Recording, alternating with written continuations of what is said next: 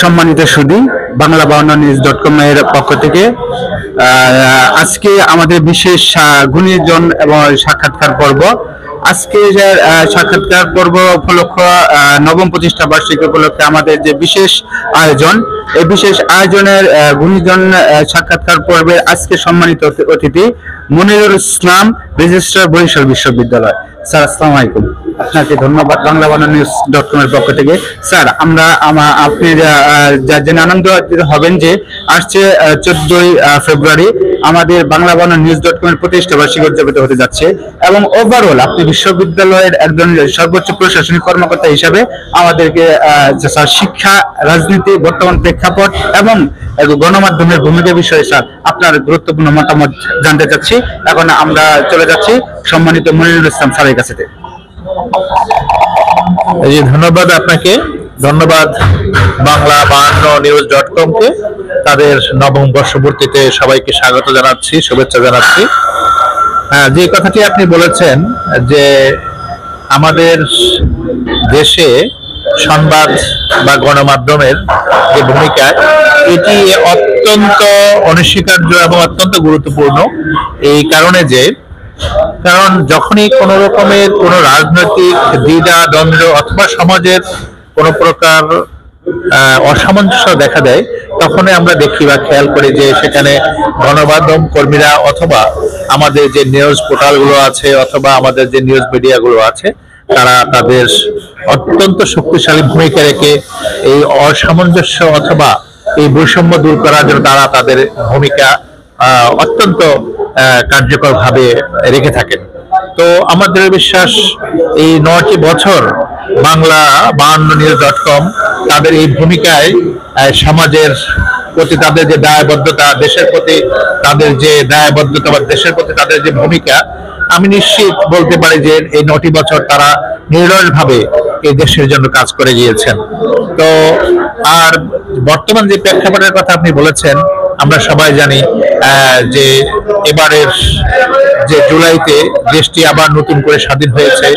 আমাদের নতুন প্রজন্ম, বিশেষ করে আমাদের শিক্ষার্থীরা, যাদের সাথে একসাথ হয়ে আমাদের দেশের আপামর জনতা সবাই মিলে দেশটিকে আবার নতুন করে স্বাধীন করেছে।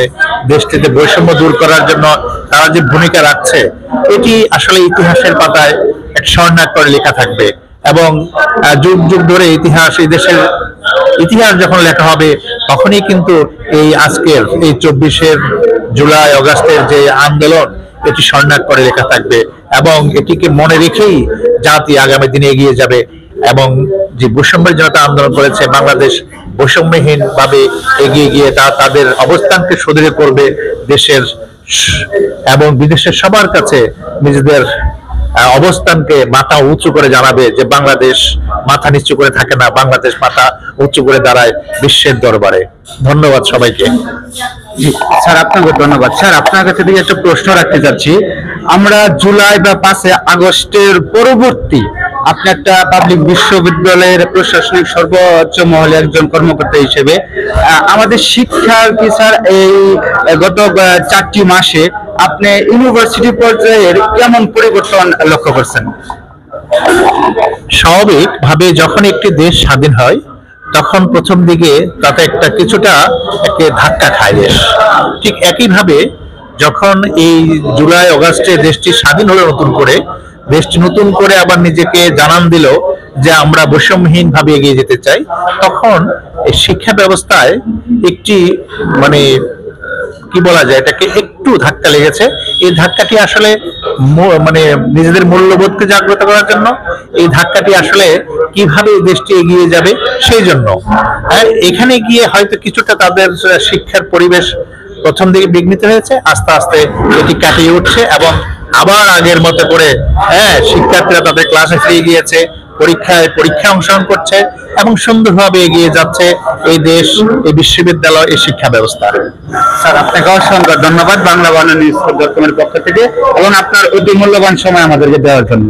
ধন্যবাদ সবাইকে, এবং আবার ধন্যবাদ জানাচ্ছি আমি এই নবম বর্ষপূর্তি উপলক্ষে 52news.com-কে। ধন্যবাদ সবাইকে। ধন্যবাদ সম্মানিত সুধী। আমরা এই মুহূর্তে যে গুরুত্বপূর্ণ কথা শুনে আসলাম মনিরুল ইসলাম স্যারের কাছে থেকে। আপনাদের সাথে আবার দেখা হবে পরবর্তী কোনো এক গুণীজনের সাক্ষাৎকার পর্বে। ধন্যবাদ।